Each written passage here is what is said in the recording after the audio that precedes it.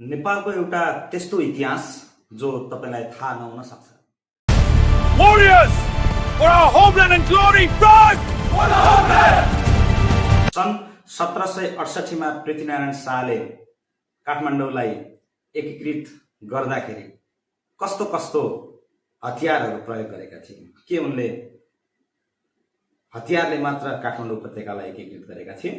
धेरैलाई थाहा नहुन सक्छ, उनले हतियारबाट मात्र होइन, कूटनीति र रणनीतिबाट काठमाडौँलाई एकीकृत गरेका थिए।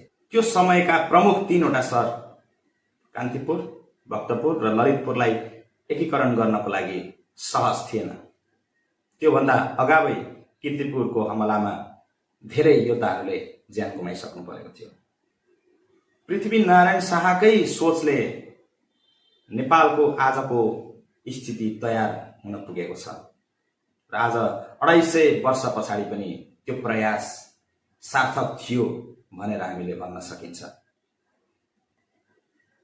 यो कथा साँच्चीकै चकित बनाउने खालको छ।